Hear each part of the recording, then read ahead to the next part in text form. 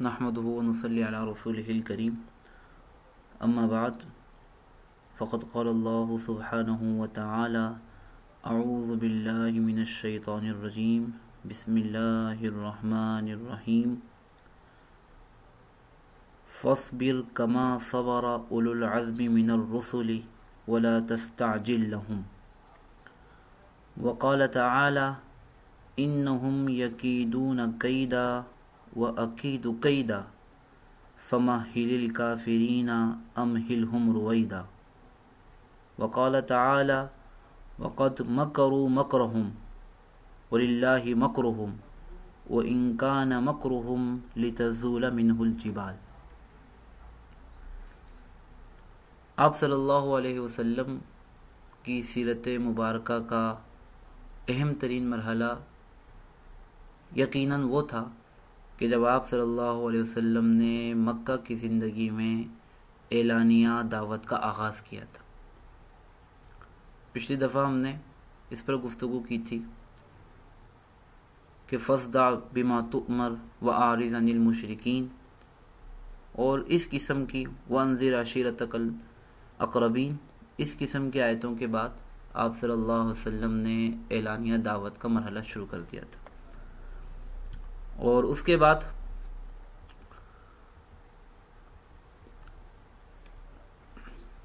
ये भी अर्ज़ किया था कि इस मरहले में आप सल्लल्लाहु अलैहि वसल्लम की दावत का उसूल और ख़ुलासा और लुब्बे लुबाब ये चंद बातें थी कि हिकमत से गुफ्तगू करना, उलझने से परहेज़ करना, जो तलब वाले हैं उनको अहमियत देना, शफ़क़त से काम लेना और उसूली चीज़ों की तालीम और तबलीग करना।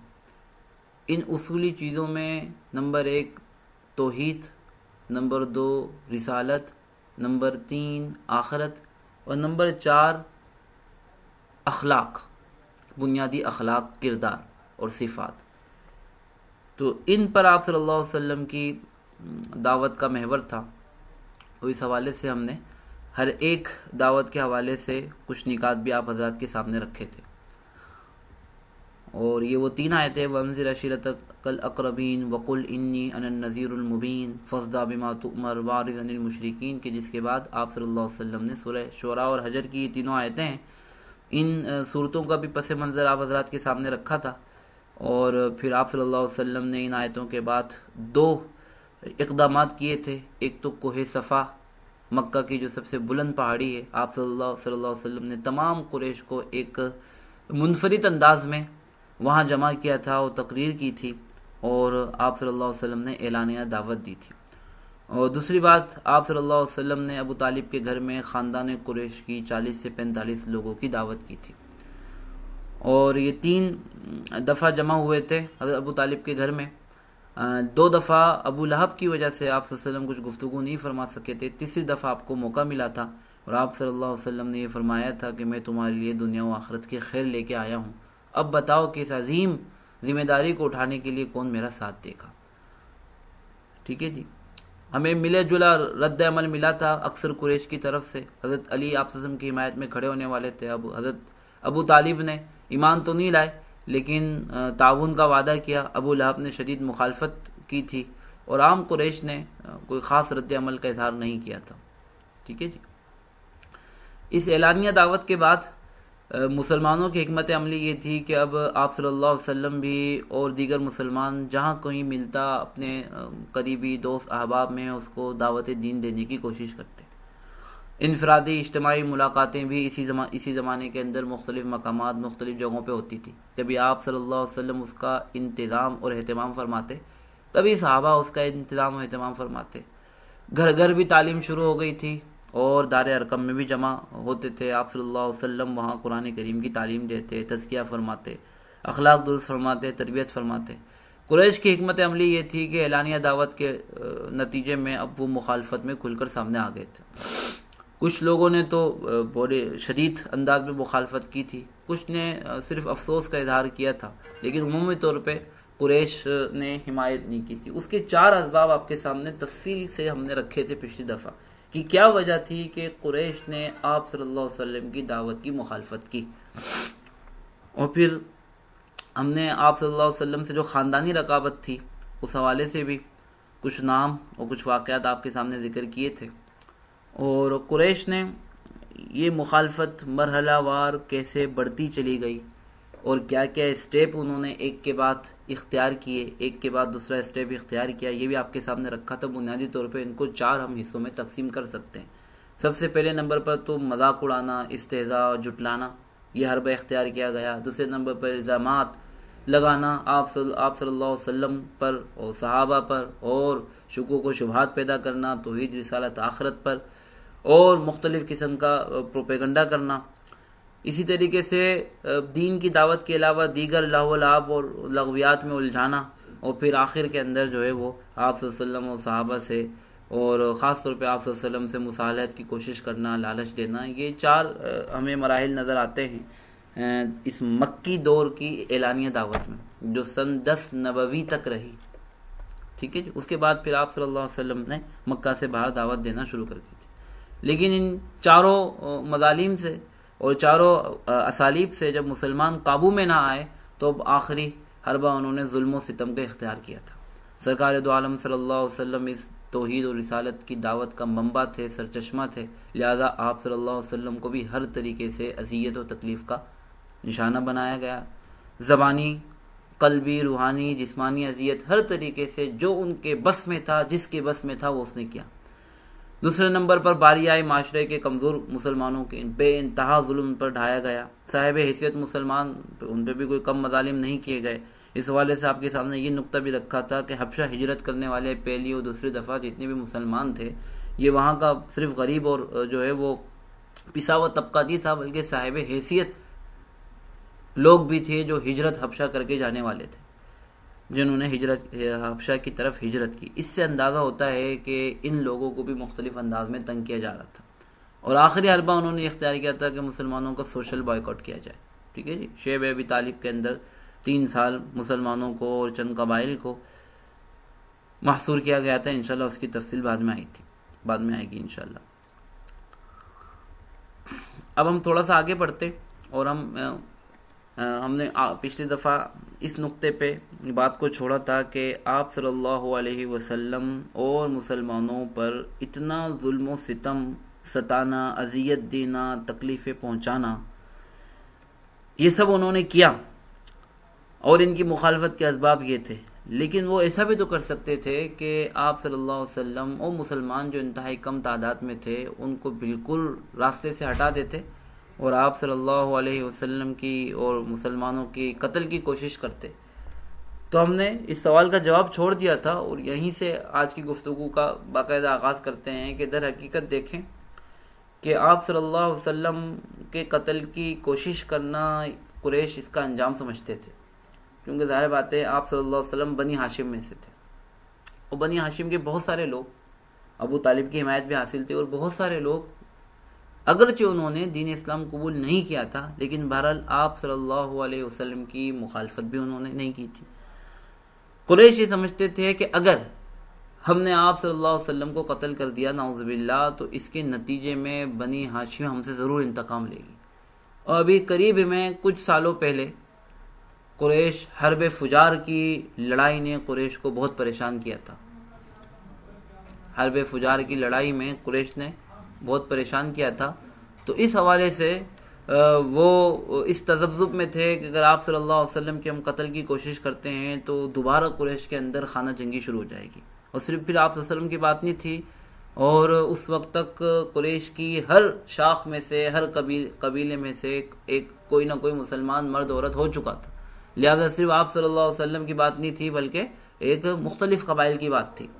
तो उनको इंतकामी कार्रवाई का भी खौफ था। एक तो वजह ये थी।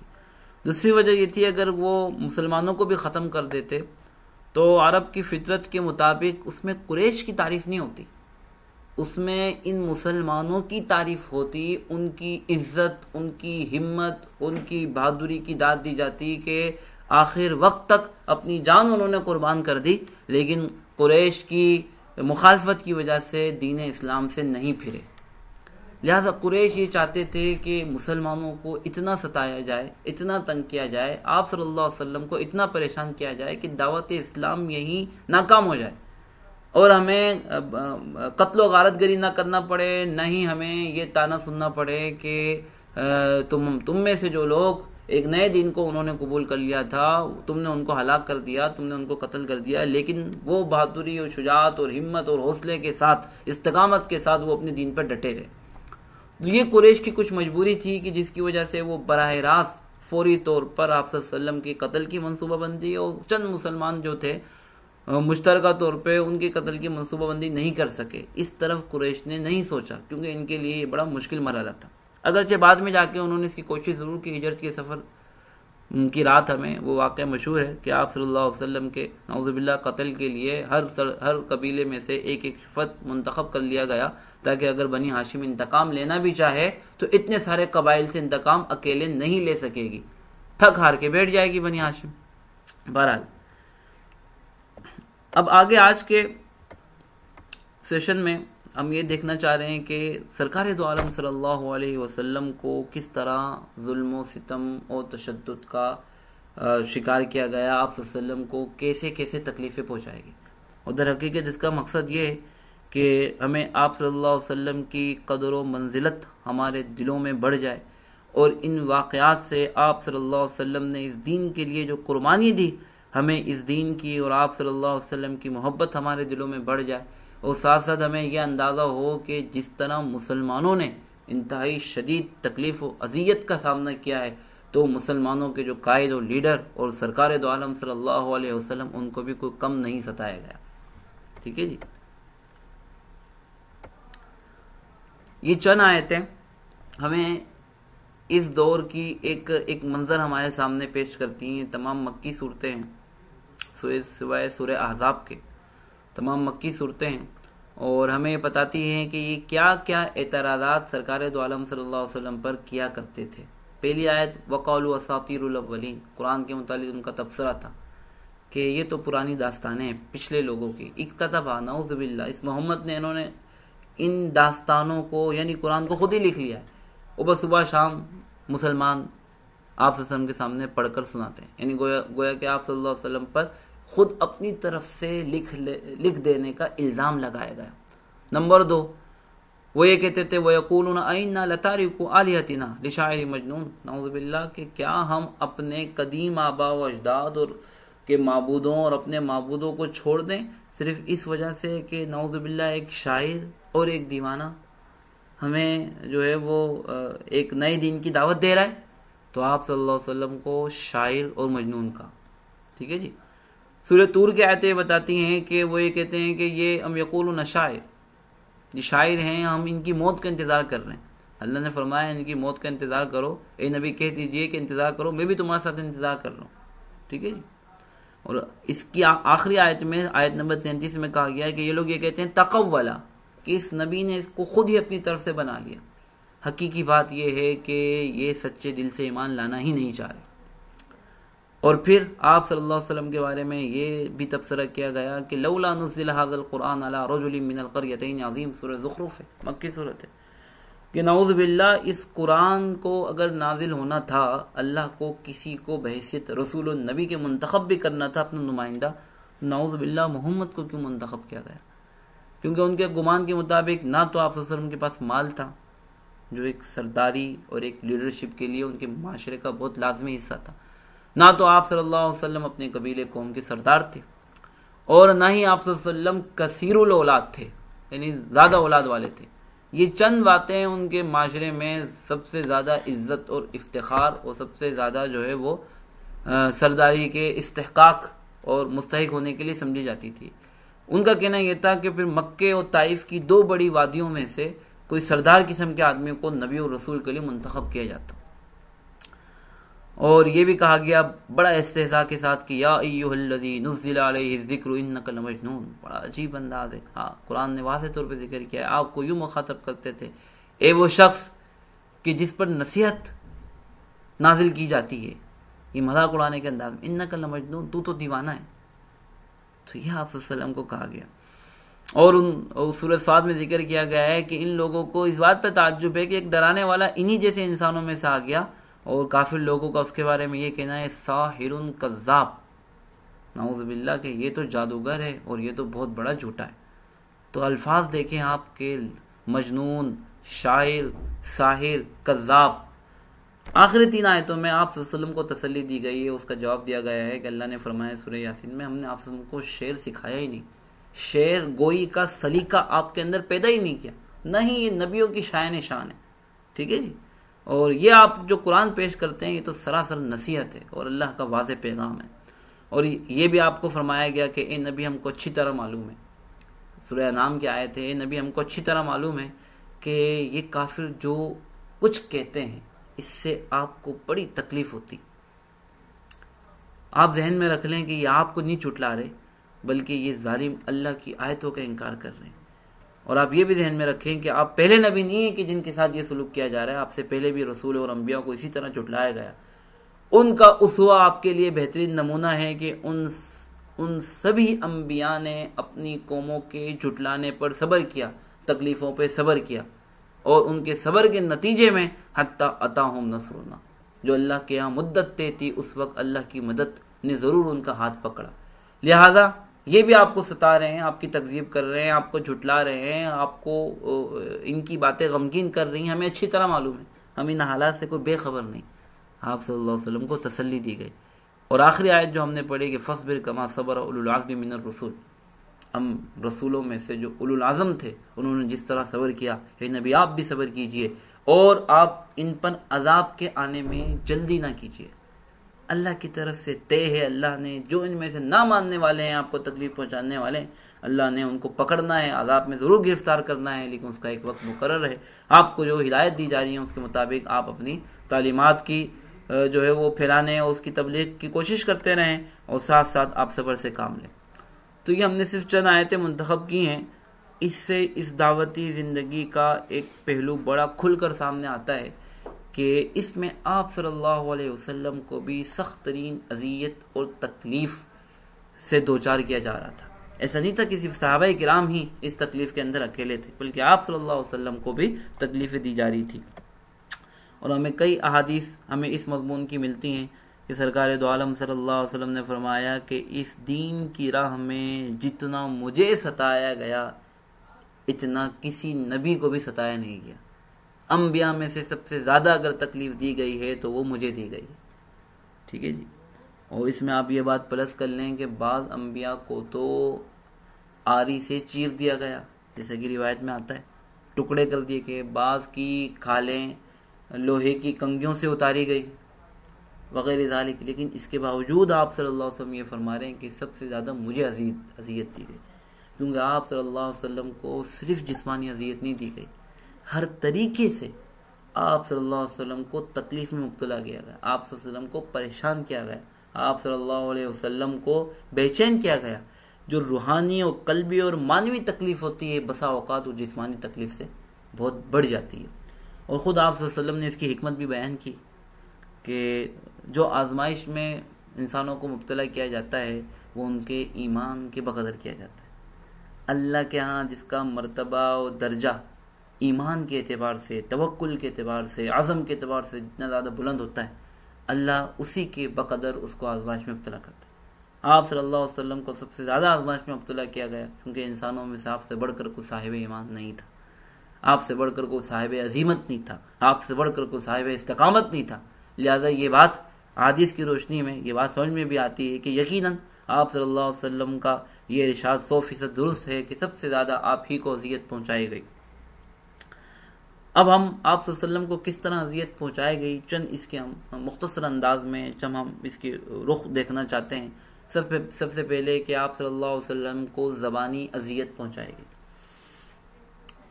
आप सल्लल्लाहु अलैहि वसल्लम का नाम भी बिगाड़ा गया।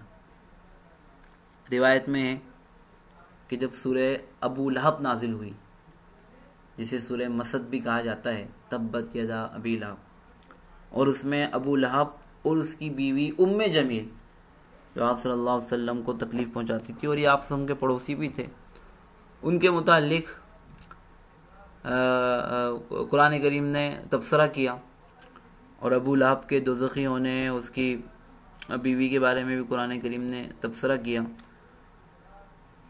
तो इस पर उस अबू लहब की बीवी उम्मे जमील, जो आप सल्लल्लाहु अलैहि वसल्लम की सगी चची भी लगती थी, तो आप सल्लल्लाहु अलैहि वसल्लम को अजियत पहुंचाने की नीयत से आए। उस वक्त आप सल्लल्लाहु अलैहि वसल्लम हज़रत अबू बकर के साथ थे। हज़रत अबू बकर ने देखा कि वो आ रही है, उसकी नीयत ठीक नहीं है, तो उसने आप सल्लल्लाहु अलैहि वसल्लम को, हज़रत अबू बकर ने फरमाया, आपने कहा कि आने दो, अल्लाह मेरी इससे हिफाजत फरमाएंगे।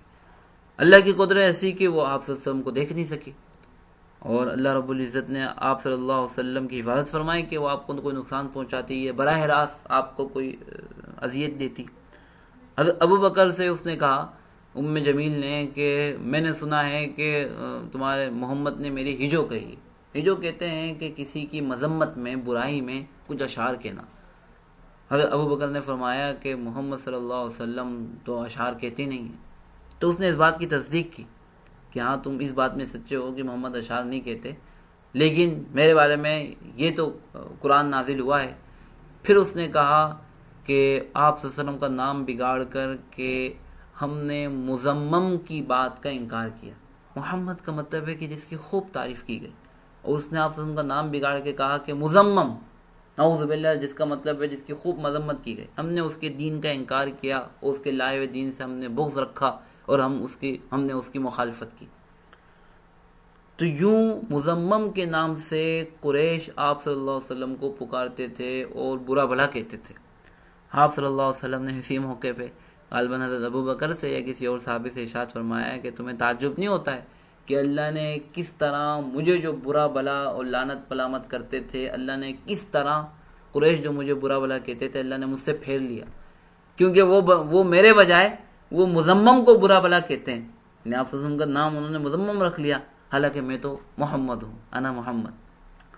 तो आप सल्लल्लाहु अलैहि वसल्लम का नाम भी बिगाड़ा गया। अभी हमने आपके सामने आयतें कुरान करीम की रखी कि आप सल्लल्लाहु अलैहि वसल्लम को शायर कहा गया, मजनून कहा गया, काहिन कहा गया। ठीक है, शायर कहने की वजह ये थी कि कुरान करीम ज़ाहिर बात है कि बड़ा ही उम्दा अदबी कलाम था, और कुरान करीम की तासीर दिलों पर वो इसका मुशाहिदा करते थे, लिहाजा शायर, मजनून और काहिन कहना सब इसी बुनियाद पर था। और दर हकीकत ये बात है कि वो आखिर तक कुरान करीम के बारे में फ़ैसला नहीं कर सके कि वो है क्या, क्योंकि उनकी ज़बान में गुफ्तगू करने के जितने भी तरीके राइज थे, कुरान करीम उन सब से हट कर था। तमाम तरीक़ों की खूबियाँ कुरान करीम के अंदर थी, लेकिन वो आम इंसानी कलाम उनको नज़र नहीं आता था। बावजूद ज़बान में वो बहुत माहिर थे, लेकिन कभी वो उसको सहर कहते, कभी वो उसको शेर कहते, कभी वो उसको कहानत का कलाम कहते, कभी वो नाउज़ु बिल्लाह को मजनून, और इसको जो है वो किसी से सीखा हुआ कलाम कहते। तो यूँ भी आप सल्लल्लाहु अलैहि वसल्लम को इन अलक़ाब से भी पुकारा गया। कुरान करीम ने बड़ी सराहत से जिक्र किया। तीसरे नंबर पर जो आप सल्लल्लाहु अलैहि वसल्लम को ज़बानी अज़ियत पहुँचाई गई कि आपकी अहलियत और काबिलियत में शक पैदा करना। अभी हमने आपके सामने कुरान करीम की आयत तिलावत की कि औन्ज़िला अलैहि ज़िक्रु मिन बैनिना, क्या अगर कुरान ने नाजिल होना था तो इसी शख्स पे नाजिल होना था। गोया कि नाउज़ु बिल्लाह आप कुरान के और रिसालत के मनसब के, नुज़ूल कुरान और रिसालत के मनसब के अहल नहीं हैं। और फिर लौला उन्ज़िला हाज़ल कुरान अला रजुलिन मिनल क़रयतैन अज़ीम, कि किसी सरदार पे नाजिल होता, ताइफ या मक्का के किसी बड़े आदमी पे नाजिल होता, तो आप सल्लल्लाहु अलैहि वसल्लम की अहलियत और काबिलियत के बारे में इन्होंने सवालात उठाए और शुक्क व शुबहात पैदा किए। इसी तरीके से आप सल्लल्लाहु अलैहि वसल्लम को झुटलाना तो आम था। कभी ये कहते हैं कि ये खुद कुरान लिख लिया है, कभी ये कहते हैं कि एक लोहार था, रूम का एक लोहार था वो मक्का के अंदर, कभी कभार आप सब का उसके पास आना जाना होता था, तो वो कहते हैं कि उस नसरानी लोहार से, हद्दाद से आप सल्लल्लाहु अलैहि वसल्लम ने कुछ सीख लिया है। और कभी ये कहते हैं कि ये नाउज़ु बिल्लाह शायातीन आते हैं और वो आपको ये सारा कलाम सिखाते हैं। तो आप सल्लल्लाहु अलैहि वसल्लम के जुटलाने के मुख्तलिफ तरीके वो ज़बान व बयान से इख्तियार करते थे। ये तो एक नोयत थी कि आप सल्लल्लाहु अलैहि वसल्लम को ज़बानी अज़ियत पहुँचाते थे, इसके साथ साथ आप सल्लल्लाहु अलैहि वसल्लम को कल्बी अज़ियत भी बहुत पहुँचाए। सबसे बड़ी कल्बी अज़ियत तो ये थी कि आप सल्लल्लाहु अलैहि वसल्लम को दावत दीन की राह में आप सल्लल्लाहु अलैहि वसल्लम को हर जगह वो रोकने की कोशिश करते। हमने पहले भी आपके सामने रिवायत पेश की थी कि अबू लहब इतना शदीद मुखालिफ था कि आप सल्लल्लाहु अलैहि वसल्लम जब मौसम हज में मुख्तलिफ़ कबाइल पे जाकर, मिना, मुज़दलिफ़ा, अरफ़ात पे जाकर, या आप सल्लल्लाहु अलैहि वसल्लम दीगर कबाइल की तरफ सफ़र करके जब दावत देते तो ये हर मुमकिन कोशिश करता कि साथ साथ रहता, और जहाँ आप सल्लल्लाहु अलैहि वसल्लम दावत देते तो वो आप सल्लल्लाहु अलैहि वसल्लम को छुटलाता और आप सल्लल्लाहु अलैहि वसल्लम के बारे में लोगों के दिलों में शुक्र को शुबहात पैदा करता। कई रिवायत हमें इस हवाले से मिलती। तो दावत दीन के काम में हर तरीके से रुकावट डालना, यकीनन इससे आप सल्लल्लाहु अलैहि वसल्लम को बड़ी कल्बी अजियत होती होगी, और आपकी जो ज़ाती किरदार कशी की जाती थी, आप पर इल्ज़ामात लगाए जाते थे, ये इससे बढ़कर आपको इससे अजियत होती थी, क्योंकि आप जो मिशन और मकसद की जो तड़प रखते थे, जब आप देखते थे कि कुरैश मुस्तकिल इसको नाकाम बनाने की साजिशें कर रहे हैं, मुसलमानों को दीन से फेरने की साजिशें कर रहे हैं, नए दीन में आने वालों को बहका रहे हैं और लोगों को मुझसे और दीन इस्लाम से और कुरान से दूर कर रहे हैं, तो यकीनन इससे आप सल्लल्लाहु अलैहि वसल्लम को बड़ी सख्त कल्बी अजियत होती होगी। इससे बढ़कर आगे आ जाएं कि आप सल्लल्लाहु अलैहि वसल्लम की दोनों बेटियां हज़रत उम्मे कुलसुम और हज़रत रुकैया, उन दोनों का निकाह हो चुका था, रुखसती नहीं हुई थी, लेकिन निकाह हो चुका था अबू लहब के दोनों बेटे उतबा और उतैबा के साथ। रिवायत में आता है कि जब सूरह अबू लहब नाजिल हुई तो अबू लहब ने अपने बेटों से कहा, या उन्होंने खुद ही आप सल्लल्लाहु अलैहि वसल्लम की दोनों बेटियों को तलाक दे दी। यकीनन किसी भी बाप के लिए ये बहुत बड़ा सदमा होता है कि रुखसती से पहले ही उसकी बेटियों को तलाक हो जाए। आप सल्लल्लाहु अलैहि वसल्लम भी इंसान थे, कामिल तरीन इंसान थे, लेकिन इंसानी जज्बात और सिफात आपके अंदर रखी गई थी। इस बात से आप सल्लल्लाहु अलैहि वसल्लम जैसे हसास इंसान को भी इंतहाई दर्जे तकलीफ हुई होगी। जाहिर बात है आप सल्लल्लाहु अलैहि वसल्लम को भी तकलीफ हुई होगी। आपके जो है वो ज़ौजा मुतहरा हज़रत खतीजा बिन्त खुवैलिद रज़ी अल्लाह तआला अन्हा उम्मुल मोमिनीन, उनको भी सख्त तकलीफ हुई होगी, आप सल्लल्लाहु अलैहि वसल्लम की बेटियों को भी सख्त तकलीफ हुई होगी। इसी तरीके से आप सल्लल्लाहु अलैहि वसल्लम की जो है वो नरीना औलाद हुई, लेकिन वो ज़िंदा नहीं रही। सबसे पहले बेटे आप सल्लल्लाहु अलैहि वसल्लम के हज़रत कासिम थे, उनका इंतकाल हो गया। दूसरे बेटे हज़रत अब्दुल्ला का भी इंतकाल हो गया। उसके इंतकाल पर अबू लहब ने बाकायदा खुशी मनाई, और बाज़ सरदार और कुरैश के बाद रुअसा के मुतालिक आता है कि नज़र बिन हारिस या उबय बिन खल्फ वगैरह के वो ये कहते फिरते थे कि मोहम्मद की फ़िक्र तुम छोड़ो, वो तो अब बेनामो निशान हो जाएगा, क्योंकि उसकी तो कोई औलाद ज़िंदा ही नहीं रहती, यानी उसकी कोई नरीना औलाद, कोई लड़का उसका ज़िंदा नहीं रहता। तो आप सल्लल्लाहु अलैहि वसल्लम के बेटों की वफ़ात पर खुशियाँ मनाई गई यकीनन, और आप सल्लल्लाहु अलैहि वसल्लम को ये कहा गया कि ये बेनामो निशान हो जाएगा। और इसी के बारे में सूरह कौसर नाजिल हुई थी कि इन्ना आतेना कल कौसर फसल्ली लिरब्बिका वनहर इन्ना शानियका हुवल अब्तर, कि बिलाशुबा आपसे बुग़्ज़ रखने वाला आपका दुश्मन ही बेनामो निशान होगा। और यकीनन अल्लाह रब्बुल इज़्ज़त ने ये करके दिखाया है कि आप सल्लल्लाहु अलैहि वसल्लम का नाम आज भी तमाम दुनिया के अंदर इज़्ज़त और एहतराम के साथ गूंजता है। अरबों खरबों लोग आप सल्लल्लाहु अलैहि वसल्लम के मानने वाले हैं, इज़्ज़त और एहतराम से नाम लेने वाले हैं, लेकिन जो आप सल्लल्लाहु अलैहि वसल्लम के मुखालिफिन थे आज उनका कोई नाम लेवा भी नहीं है। तीसरे नंबर पर जो बड़ी कल्बी और रूहानी अजियत आपको दी गई वो इस तरीके से कि आप सल्लल्लाहु अलैहि वसल्लम को लालच दी गई। अब देखें, ये किसी भी मुखलिस काज और मिशन और मकसद के लिए खड़े होने वाला इंसान कि जो वाज़े तौर पर सच्चाई के साथ अपना पैगाम दयानतदारी और अमानत के साथ पहुंचा रहा हो, उसके लिए ये इंतहाई तकलीफ दह बात होती है कि उसके खुलूस का सौदा किया जाए। आप सल्लल्लाहु अलैहि वसल्लम को सरदारी की पेशकश की गई, आप सल्लल्लाहु अलैहि वसल्लम को दौलत की पेशकश की गई, आप सल्लल्लाहु अलैहि वसल्लम को मक्के की जो है वो खूबसूरत लड़कियों से शादी की पेशकश की गई, आप सल्लल्लाहु अलैहि वसल्लम को जो है बुतों की इबादत में शिरकत की पेशकश की गई। हर तरीके से आप सल्लल्लाहु अलैहि वसल्लम को अगर तकलीफ से नहीं तो मुफाहमत और मुसालत के ज़रिए से दावत दीन से बाज रखने की कोशिश की गई। यकीनन इससे भी आप सल्लल्लाहु अलैहि वसल्लम को निहायत तकलीफ व अज़ियत पहुँचती थी और पहुँचती होगी। चौथे नंबर पर आप सल्लल्लाहु अलैहि वसल्लम को जो कल्बी अज़ियत पहुँचाई गई कि आपके चचा अबू तालिब पर दिन ब दिन दबाव बढ़ाते गए कुरैश मक्का। एक मुलाकात, फिर दूसरी पुरजोर मुलाकात, और फिर तीसरी मुलाकात, और यहाँ तक कि अबू तालिब भी मजबूर हो गए। उन्होंने आप सल्लल्लाहु अलैहि वसल्लम से सिफारिश की कि आप अपने जो है वो कमज़ोर चचा पे रहम करो। इस हद तक दबाव बढ़ाया। इससे भी आप सल्लल्लाहु अलैहि वसल्लम को निहायत कल्बी अज़ियत पहुँची।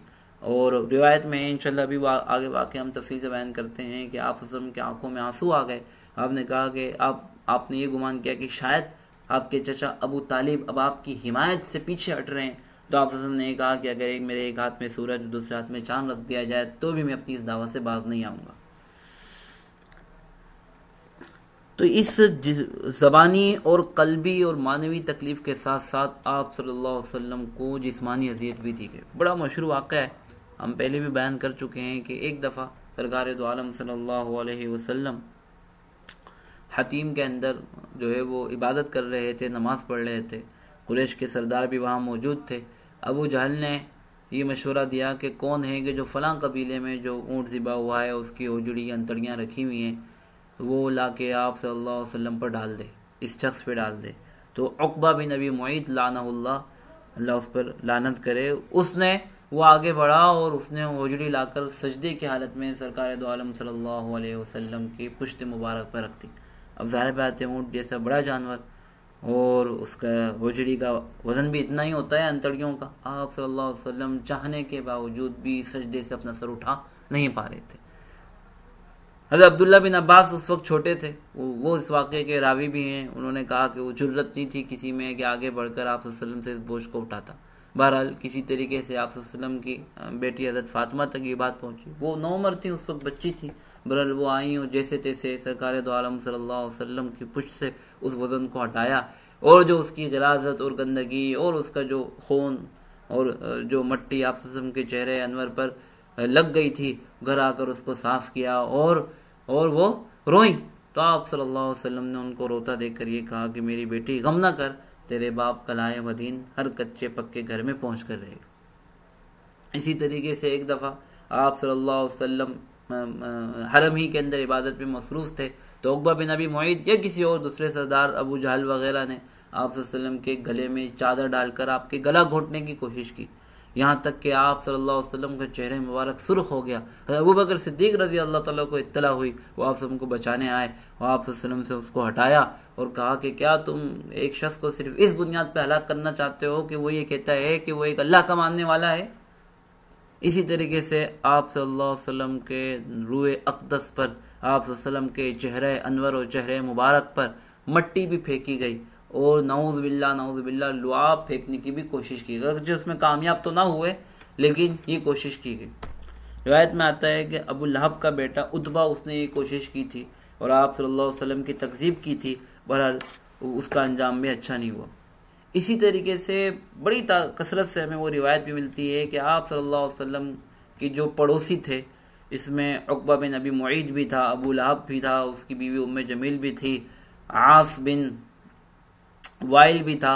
ये पड़ोसी आप सल्लल्लाहु अलैहि वसल्लम को हर मुमकिन जो भी उनके बस में होता तकलीफ देने की कोशिश करते।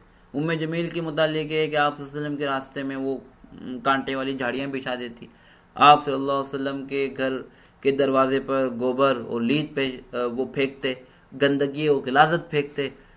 ख़ुद अबू लहब के बारे में है कि वो आप सल्लल्लाहु अलैहि वसल्लम के दरवाजे पर जो है वो लीद और गोबर फेंकता और आप सल्लल्लाहु अलैहि वसल्लम जब नमाज के लिए खड़े होते तो कभी कोई ऊँट की, कभी किसी बकरी की गिलाज़त फेंक देते। जब आप सल्लल्लाहु अलैहि वसल्लम नमाज के लिए खड़े होते तो आप पर वो गिरती और आपको उससे तकलीफ़ होती। आप सल्लल्लाहु अलैहि वसल्लम उस गिलाज़त को बाहर रखते, उस गंदगी को बाहर दरवाजे से बाहर फेंकते और ये कहते कि ए अब्दे मुनाफ, क्या यही पड़ोसियों का हक़ है, कि यही अच्छा जिवार है। बहरहाल आप सल्लल्लाहु अलैहि वसल्लम को इस हवाले से भी बहुत ज़्यादा तकलीफ़ें दी गई। एक दफ़ा किसी वजह से चंद दिन वही नहीं आई और आप सल्लल्लाहु अलैहि वसल्लम पर, तो आप सल्लल्लाहु अलैहि वसल्लम तो अबू लहब की बीवी उम्मे जमील का ये कहती हुई आई कि क्या वजह है कि शायद जो है वो मैंने देखा कि कई रातों से इस पर शैतान ने उतरे, शायद इसका रब इससे नाराज़ हो गया। नाउज़ु बिल्लाह। सूरतुल ज़ुहा, बाद मुफस्सिरीन का कहना है कि उसी वाक़े के फिर मा वद्दाअक रब्बुका व मा क़ला, उसी वाक़े के पस मंज़र में नाज़िल हुई। तो इस तरीके से आप सल्लल्लाहु अलैहि वसल्लम को जिस्मानी अज़ियत भी पहुँचाई गई। आप सल्लल्लाहु अलैहि वसल्लम के चाचा में एक तरफ तो अबू तालिब थे जो आखिर वक्त तक आप सल्लल्लाहु अलैहि वसल्लम की हिमायत करते रहे, अगरचे वो ईमान नहीं लाए। दूसरा आपका चचा अबू लहब था, वो भी ईमान नहीं लाया, लेकिन दोनों चचाओं का किरदार इंतहाई एक दूसरे से बिल्कुल मुखालिफ सिंध में था। अबू लहब आप सल्लल्लाहु अलैहि वसल्लम का जानी दुश्मन था और उसने जितनी तकलीफ पहुंचाई शायद किसी और ने ना पहुंचाई, ना सिर्फ उसने बल्कि उसके पूरे ख़ानदान ने। इसकी कई वजूहात अगर हम रिवायत में देखें कि क्या वजह थी कि अबू लहब इतनी दुश्मनी में आप सल्लल्लाहु अलैहि वसल्लम से इतना आगे बढ़ गया था। बाज़ हज़रात ने एक इस किस्म की रिवायत भी जिक्र की है कि एक दफ़ा आपके चचा अबू तालिब और दूसरा चचा अबू लहब इन दोनों में किसी बात पर कोई कुश्ती व मुकाबला हो गया और अबू लहब चूँकि जवान था, उसने अबू तालिब को ज़मीन पे गिरा दिया। आप सल्लल्लाहु अलैहि वसल्लम ने आकर अबू तालिब की मदद की और अबू लहब को दूर फेंका। इस वाक़े से उसने पूछा कि मोहम्मद, मैं भी तुम्हारा चचा हूँ, तुमने अबू तालिब का साथ क्यों दिया? तो आप ने फरमाया कि मुझे उनसे मोहब्बत है, या इस किस्म का कोई जुमला इरशाद फरमाया। बाद रिवायत में ये भी मिलता है, अगरचे कमज़ोर रिवायत है, लेकिन बहरहाल ये भी एक वाक़या मिलता है। तो उस वक्त से उसने आप सल्लल्लाहु अलैहि वसल्लम की दुश्मनी पाली हुई थी। लिहाजा जब आप सल्लल्लाहु अलैहि वसल्लम ने नबूवत और रिसालत का ऐलान किया तो सबसे पहले दुश्मनी करने वाला वही था। बाज़ हज़रात ने यह भी जिक्र किया है कि अबू लहब जो है वो बनी हाशिम में से था, लेकिन उसकी बीवी जो उम्मे जमील थी ये बनो उमैया में से थी, जिसकी दुश्मनी और ख़ानदानी रकाबत के हवाले से हम पिछली दफ़ा आपको बता चुके हैं कि वो ख़ानदानी रकाबत भी बनी हाशिम से उनकी थी, बनो उमैया की। तो इस वजह से अबू लहब का जो वज़न या उसकी तरफदारी थी वो अपनी ससुराली रिश्तेदारों की साथ थी, और उसमें उसकी बीवी उम्मे जमील का भी बड़ा किरदार था। लिहाजा अबू लहब तो हर तरीके से आपकी मुखालफत करता, उसके कई वाक़यात गुजर चुके हैं। उसके दोनों बेटों ने आप वसल्लम की दोनों बेटियों को तलाक भी दी। उसका एक बेटा उतबा एक दफ़ा जब शाम की तरफ सफ़र पर जा रहे थे तो उसने अपने बाप से कहा कि मैं आपके तकज़ीब करके आता हूँ और आप वसल्लम को झुटला के आता हूँ, आप वसल्लम को तकलीफ़ पहुँचा के आता हूँ। आपके पास आया, आपको झुटलाया और बहुत बुरे कलिमात कहे। उस पर आप वसल्लम ने के जो है वो ज़बान अक़दस से ये बद्दुआ निकली कि अल्लाहुम्मा सल्लित अलैहि कल्बम मिन किलाबी, अल्लाह तू अपने कुत्तों में से कोई कुत्ता इस उतबा पे मुसल्लत कर दे। अबू लहब को जाके जब उसके बेटे ने ये वाक़या सुनाया तो वो घबरा गया। उसने कहा कि मोहम्मद की बद्दुआ टलने वाली नहीं है। बहरहाल उसी सफ़र के अंदर जब वो उतबा जो है वो शाम के किसी इलाके में पहुंचा जहाँ शेरों की कसरत होती थी, तो वहाँ काफ़िले वालों को अबू लहब ने कहा था कि मेरे बेटे की हिफाजत करना, क्योंकि मोहम्मद ने इसके खिलाफ बद्दुआ की हुई है। और बहरहाल तफसीली वाक़या है कि तो वहाँ शेर आया और कबीले वालों, सारे काफ़िले वालों ने तमाम सामान के साथ चारों तरफ से इसका मुहासरा करके दरमियान में इसको बड़ी हिफाजत से रखा था। और वो शेर आया और रात के वक्त सबको सूंघता रहा, और जब वो उतबा के पास पहुँचा तो उसको हलाक कर दिया। तो बहरहाल उसका ये अंजाम हुआ।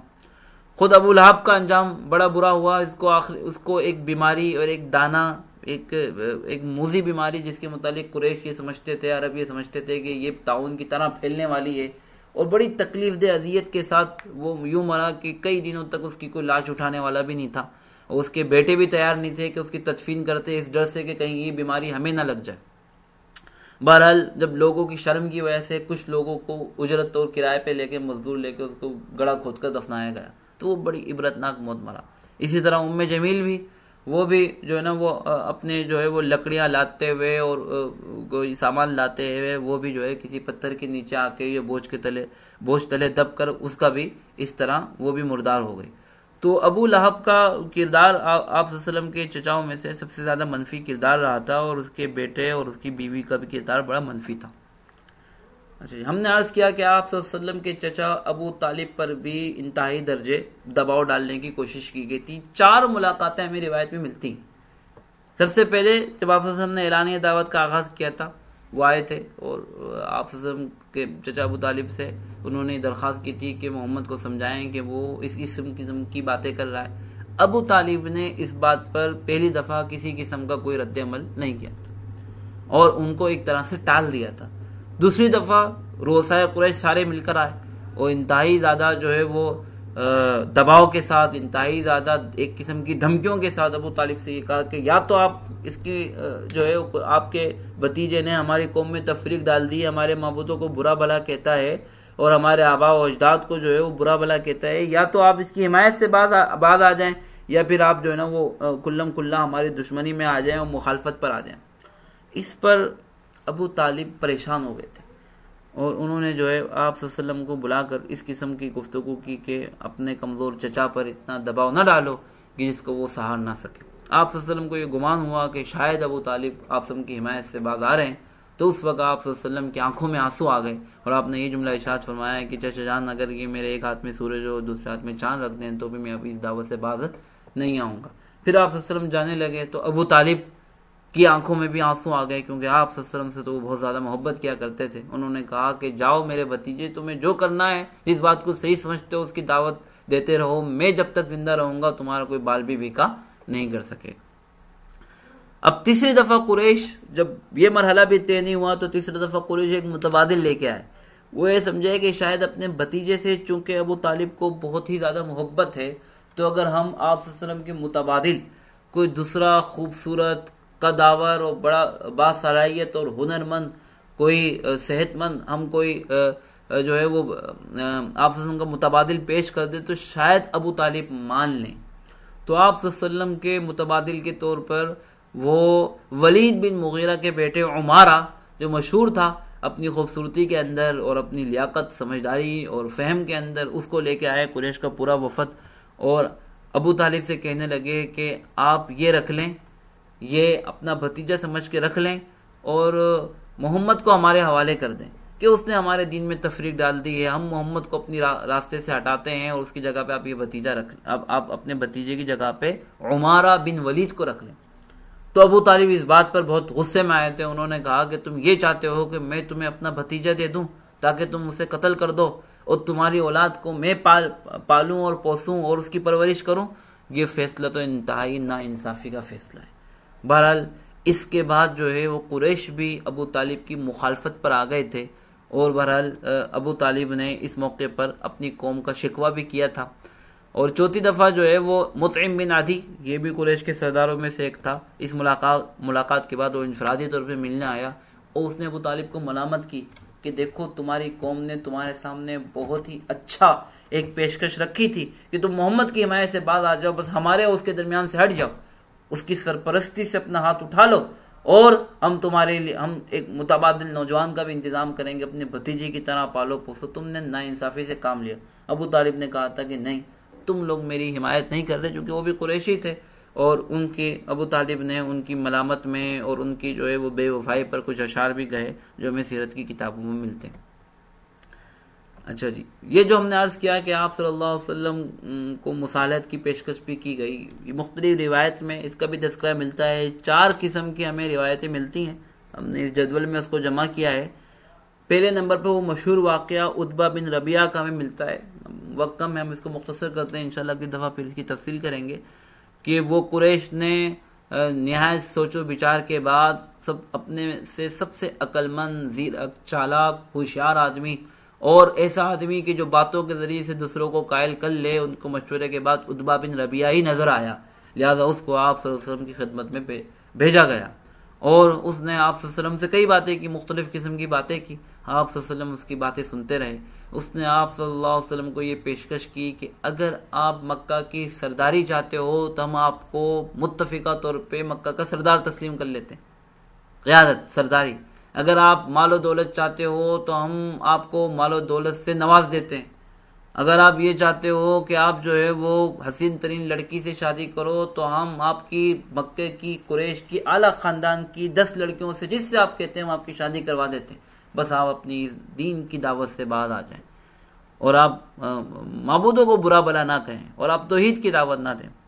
इसके जवाब में रिवायत में आता है कि आप सल्लल्लाहु अलैहि वसल्लम ने सूरह हामीम सजदा की इब्तिदाई आयतें 1-2 रुकू तिलावत किए थे, और उतबा बिन रबिया पर उसका बेपनाह असर हुआ था। यहाँ तक कि जब वो वापस गया तो कुरैश दूर से देखकर उसको कहने लगे कि ये पहले वाला उतबा नहीं है, इसके चेहरे का रंग ही बदला हुआ है। बहरहाल इस मुलाकात के बाद और कुरान करीम के हिस्से की तिलावत सुनने के बाद उतबा ने कुरैश को ये कहा था कि मैं तुम्हें ये मशवरा देता हूँ कि इस नौजवान ने ऐसा कलाम सुना है, तो मैंने शायरों का कलाम भी सुना हुआ है, काहिनों का कलाम भी सुना हुआ है, इस जैसा कलाम मैंने नहीं सुना। मुझे ये मुनासिब मालूम होता है कि तुम इसको और दीगर अरब को छोड़ दो। अगर दीगर अरब इसके मुकाबले पे आते हैं और वो इसको ख़त्म कर देते हैं तो तुम्हारे रास्ते का कांटा खुद ब खुद हट जाएगा, और अगर ये दीगर अरब पर गालिब आ जाता है, यानी मोहम्मद सल्लल्लाहु अलैहि वसल्लम वो मुसलमान, तो गोया कि उसका गालिब आना तुम्हारा गालिब आना है, क्योंकि वो भी कुरैशी है और तुम भी कुरैशी। लेकिन बहरहाल अबू जहल और दीगर कुरैश के सरदारों ने उसको इसकी इस राय को पसंद नहीं किया था। बाद रिवायत में ये भी आता है कि कुछ सरदार नज़र बिन हारिस और अबू जहल और दीगर कुछ सरदार उबई बिन खल्फ, उमैया बिन खल्फ या आप उनके पास आए और कहा कि हम ऐसा करें कि मोहम्मद दरमियान की राह निकालें, जिसको कुरान ने फरमाया है कि वद्दू लौ तुदहिनु फयुदहिनून। ए नबी, ये मुशरिकीन मक्का ये चाहते हैं कि आप नरम पड़ जाएं, ये आप नरम पड़ जाएं ताकि ये लोग भी नरम पड़ जाएं। इन्होंने दरमियानी राय ये निकाली कि ऐसा करते हैं कि मुश्तरका तौर पर हम अल्लाह की भी इबादत करते हैं, बुतों की इबादत भी जारी रखते हैं। आप अल्लाह की इबादत करते रहो, हमारे बुतों की भी इबादत करो। ना हम अल्लाह को बुरा भला कहेंगे, उसकी नफी करेंगे, ना आप हमारे बुतों और उनकी इबादत की नफी करो। हाँ, आप सल्लल्लाहु को ये पेशकश भी की गई, मुसालत और मुफाहमत के। फिर एक बाद रिवायत में भी मिलता है कि ऐसा करो कि साल मुकर्रर कर लो, एक साल अल्लाह ही की इबादत होगी और दूसरे साल फिर हमारे माबूदों की इबादत होगी।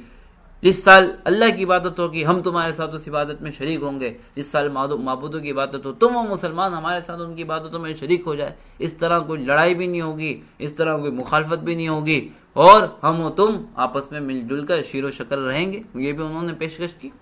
इसी के जवाब में कुरान करीम की वो सूरत नाजिल हुई, सूरह काफिरून के कुल या अय्युहल काफिरून ला आबुदु मा ताबुदून वला अंतुम आबिदुन मा अबुद वला अना आबिदुन मा अबदतुम वला अंतुम आबिदुन मा अबुद लकुम दीनुकुम वलिय दीन। कि इस्लाम और कुफर और शिर्क कभी भी यकजा नहीं हो सकते। न मैंने आज कभी तुम्हारे माबूदों की इबादत की है, न मैं अब इस जमाने हाल में करूंगा, ना माजी में किए, न मुस्तकबिल में मुझसे उम्मीद रखना, और ना ही मुझे तुमसे ये उम्मीद है कि तुम वहदहू ला शरीक ज़ात की इबादत करो अपने सारे बुतों को छोड़कर। लिहाजा इसमें कोई मुसालत और मुफाहमत और कोई कंप्रोमाइज़ नहीं हो सकता है। आखिरी जो हमें रिवायत मिलती है कि सारे कुरैश के सरदारों ने एक मुश्तरका इजलास किया और उसमें बजाय आप सल्लल्लाहु अलैहि वसल्लम के पास आने के आप सल्लल्लाहु अलैहि वसल्लम को तलब किया गया कि आपकी कौम आपसे एक अहम बात करनी चाहती। आप सल्लल्लाहु अलैहि वसल्लम के जहन में ख्याल आया कि शायद इनके दिल कुछ नरम हो गए हों और दिली तौर पर ये मेरी नसीहत सुने।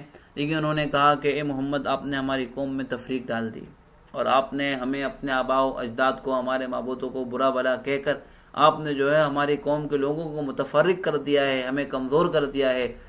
तो हम आपके सामने ये पेशकश रखते हैं। 3 पेशकशें उन्होंने भी की कि अगर आप माल और दौलत चाहते हैं हम आपको माल और दौलत देते हैं, अगर आप सरदारी चाहते हैं तो आपको मुत्तफ़िका सरदार तस्लीम करते हैं, अगर आपको नाउज़ुबिल्लाह कोई बीमारी है तो हम अपने खर्चे पे उसका इलाज करवाते हैं। लेकिन ज़ाहिर बात है आप सल्लल्लाहु अलैहि वसल्लम ने इनमें से किसी बात को तस्लीम नहीं किया और यही कहा कि मैं तो अल्लाह की तरफ से रसूल हूँ और डराने वाला हूँ और मैं एक इंसान हूँ और अल्लाह ने बहैसियत नबी और रसूल के मुझे तुम्हारी तरफ भेजा है, मुंतखब किया है। मैं तो अल्लाह का पैगाम सुना रहा हूँ। अगर तुम इसको तस्लीम कर लोगे तो ये तुम्हारा फ़ायदा है, अगर तस्लीम नहीं करोगे तो तुम्हारे और मेरे दरमियान अल्लाह ही फैसला फरमाएंगे। तो इस तमाम तफसीलात से हमें ये अंदाज़ा होता है कि कोई भी तरीक़ा ऐसा नहीं छोड़ा गया कि जिससे सरकार दो आलम सल्लल्लाहु अलैहि वसल्लम को जिसके ज़रिए से तकलीफ़ ना पहुँचाई गई। आप सल्लल्लाहु अलैहि वसल्लम को क़ल्बी अज़ियतें भी दी गई, आप वसल्लम को रूहानी और जिस्मानी अज़ियतें भी दी गई, आप सल्लल्लाहु अलैहि वसल्लम को नाउज़ुबिल्लाह नाअहल भी साबित किया गया इस मनसब के लिए। आप कोई शायर, काहिन, मजनून, कज़्ज़ाब, नाउज़ुबिल्लाह और क्या क्या कुछ नहीं कहा गया। आप सल्लल्लाहु अलैहि वसल्लम की बेटियों को तलाक भी हुई, आप सल्लल्लाहु अलैहि वसल्लम के जो है वो बेटों के इंतकाल पर खुशी भी मनाई गई, आपके घर पर कचरा भी फेंका गया, गंदगी भी फेंकी गई। आप सल्लल्लाहु अलैहि वसल्लम पर नाउज़ुबिल्लाह आपके रुखसा, आपके जो है वो चेहरे अनवर पर खाक भी फेंकी गई, आपको इबादत से भी रोका गया, आपको दीन की दावत से भी रोका गया। तो आप सल्लल्लाहु अलैहि वसल्लम की ये तमाम सीरत ख़ास तौर पे मक्की दावत के इस एलानिया दावत के ज़माने में यह हमें नुमायां तौर पर और कुरान करीम के भी आयतों से हमें पता चलती है कि आप सल्लल्लाहु अलैहि वसल्लम को बहुत सताया गया, तकलीफ़ों से दो चार किया गया, आप सल्लल्लाहु अलैहि वसल्लम को परेशान किया गया। इन तमाम सीरत के वाक़यात से हमारे लिए जो सीखने और समझने की चीज़ है, जो असल मकसद है कि इससे हम अपनी नबी की मोहब्बत पैदा करें। आप सल्लल्लाहु अलैहि वसल्लम ने इस दीन इस्लाम को जो हम तक पहुँचाया हम उसकी अज़मत महसूस करें, आप सल्लल्लाहु अलैहि वसल्लम की कुर्बानियों का दिल से अपनी कदर करें। आप सल्लल्लाहु अलैहि वसल्लम की तालीमात पर अमल करना ही दर हकीकत आपकी कुर्बानियों का शुक्र अदा करना है। जिस दीन को लाने के लिए आप सल्लल्लाहु अलैहि वसल्लम ने इतनी कुर्बानियाँ दी हैं, इतनी तकलीफ़ें बर्दाश्त की हैं, इतनी मशक्क़तें बर्दाश्त की हैं, उस दीन को अपनाइयत के साथ ख़ुद भी अमल करना और दीन और दुनिया के अंदर फैलाने की कोशिश करना, आप सल्लल्लाहु अलैहि वसल्लम के मिशन का दाई बनना, आप सल्लल्लाहु अलैहि वसल्लम के काज और मकसद को अपना मकसद बनाना, दर हकीकत यही आप सल्लल्लाहु अलैहि वसल्लम की इन तमाम कुर्बानियों के के लिए एक उम्मती की तरफ से आपकी तमाम कुर्बानियों का नजरा और नजराना और बदला और इवज़ अगर किसी दर्जे में हो सकता है तो यही हो सकता है। वरना आप सल्लल्लाहु अलैहि वसल्लम ने हमारे लिए जो कुर्बानियाँ दी हैं, तकलीफ़ें दी हैं, हम अगर सारी ज़िंदगी भी उसका शुक्र अदा करना चाहें दुरूद व सलाम के ज़रिए से, आप की इताअत और आप सल्लल्लाहु अलैहि वसल्लम की फरमाबरदारी के ज़रिए से, तो दर हकीकत वो मुमकिन नहीं है। बस ये हमें पैगाम लेना चाहिए कि इस दीन के लिए जब आप सल्लल्लाहु अलैहि वसल्लम से ज़्यादा मुक़द्दस हस्ती कायनात में कोई नहीं थी, जब आपने इतनी तकलीफ़ें बर्दाश्त की हैं, तो हम किस खेत की मूली हैं। अगर हमें इस दीन की दावत में, दीन पर अमल करने में, अगर हमें अपने माशरे में किसी किस्म की कोई मुश्किलात का सामना करना पड़ता है तो हमें खुशी से बर्दाश्त करनी चाहिए, क्योंकि ये तो इस राह का हिस्सा है। और सूरह असर हमें यही समझाती है कि वल अस्रि इन्नल इंसान लफ़ी खुस्र इल्लल्लज़ीना आमनू व अमिलुस सालिहाति व तवासौ बिल हक़ व तवासौ बिस्सब्र। और इसी पर हम गुफ्तगू का इख्तिताम करते हैं। इंशाल्लाह आगे इस सिलसिले को मज़ीद बढ़ाएंगे। मुख्तसर दुआ कर लें, दुरूद शरीफ पढ़ लें। अल्लाहुम्मा सल्लि अला मुहम्मद व अला आलि मुहम्मद कमा सल्लैता अला इब्राहीम व अला आलि इब्राहीम इन्नका हमीदुम मजीद। अल्लाहुम्मा बारिक अला मुहम्मद व अला आलि मुहम्मद कमा बारकता अला इब्राहीम व अला आलि इब्राहीम इन्नका हमीदुम मजीद। ए अल्लाह, आप सल्लल्लाहु अलैहि वसल्लम ने अल्लाह जितनी तकलीफ़ें दीन के लिए बर्दाश्त की हैं, अल्लाह हमारी तरफ से आप सल्लल्लाहु अलैहि वसल्लम को उसका बेहतरीन बदला अता फरमा। अल्लाह आप सल्लल्लाहु अलैहि वसल्लम पर लाखों करोड़ों अल्लाह दुरूद व सलाम हमारी तरफ से नाजिल फरमा। अल्लाह हमें आप सल्लल्लाहु अलैहि वसल्लम की इस मिशन और इस मकसद और इन कुर्बानियों की कदरदानी की तौफीक अता फरमा। आप सल्लल्लाहु अलैहि वसल्लम की तालीमात पर अमल करने की तौफीक अता फरमा। आप सल्लल्लाहु अलैहि वसल्लम का हमें इत्तिबा नसीब फरमा।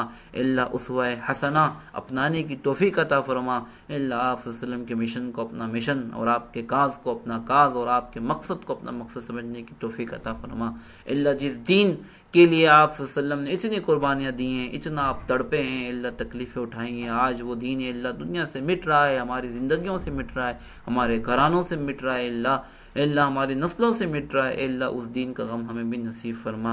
अल्लाह आप सल्लल्लाहु अलैहि वसल्लम की सच्ची मोहब्बत और सच्चा इत्तिबा हमें नसीब फरमा।